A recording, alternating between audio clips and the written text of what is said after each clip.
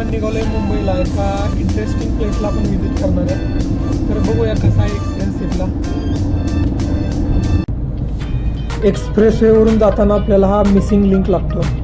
जवळजवळ हा 6,500 कोटीचा प्रोजेक्ट आहे. याने जवळजवळ आपले 20 ते 30 मिनिट वाचतात. आता नवीनच झालेला आहे प्रोजेक्ट.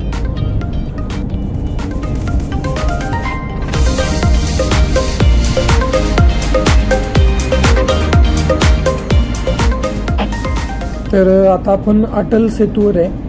तुम्हाला समोर मुंबईची स्कायलाईन दिसत असेल. हा अटल सेतूसुद्धा जवळजवळ 17,000 ते 18,000 कोटीचा प्रोजेक्ट आहे. या ब्रिजमुळं नवी मुंबई आणि मुंबईला जाताना जवळजवळ आपले 25 मिनिट वाचतात.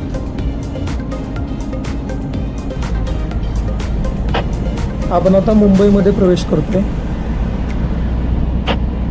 इथे पाऊस कधी सुरू होतो किंवा समुद्र कधी खवळतो, इथल्या ट्रॅफिकचं गणित काय आपल्याला समजत नाही.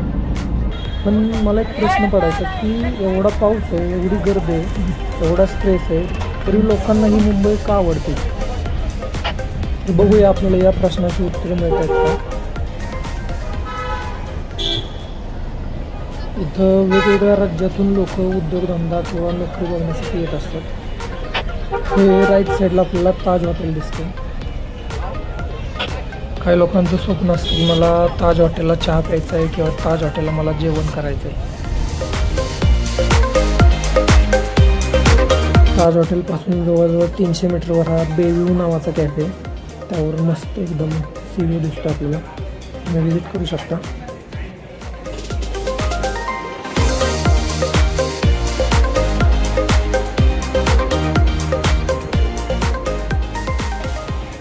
मुंबईत ब्रिटिश काळापासून ही घोडागाडी बघायला मिळते. याला टांगा म्हणतात.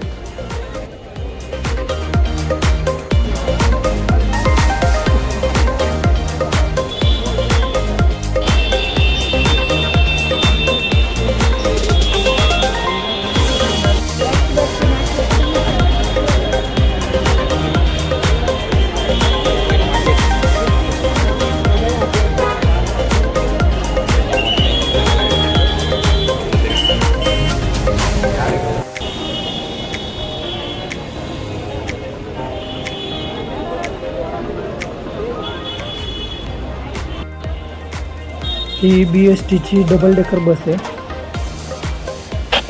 ब्रिटिश काळात पहिल्यांदा भारतात ही डबल डेकर बस चालू झालेली. आपण आता गेटवे ऑफ इंडियाच्या इथं आलेलो आहे. समुद्रमार्गे जे परदेशी लोक भारतात यायची त्यांचं हे मुख्य प्रवेशद्वार होतं.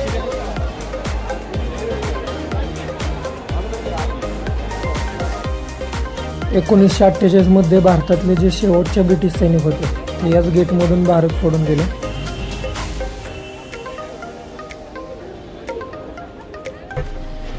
महाराष्ट्राचे जिथे महत्त्वाचे निर्णय घेतले जातात ते हे विधान भवन.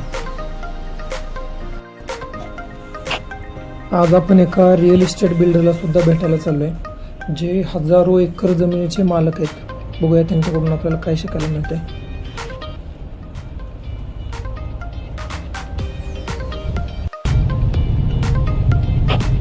आज त्यांनी मला एक महत्त्वाची गोष्ट सांगितली, म्हणजे आपण जे मोठे निर्णय घेतो ते एकदम शांत डोक्याने घेतले पाहिजेत आणि जी आपली मोठी स्वप्न असतात ते आपण मोठ्या काळासाठी बघितली पाहिजेत. म्हणजे ही लोक आपल्यासारखी आज काय होणार किंवा उद्या काय होणार हे बघत नाहीत. जवळजवळ पुढच्या 10-20 वर्षात काय इथं भविष्य आहे त्या हिशोबाने ही लोक गुंतवणूक करत असतात.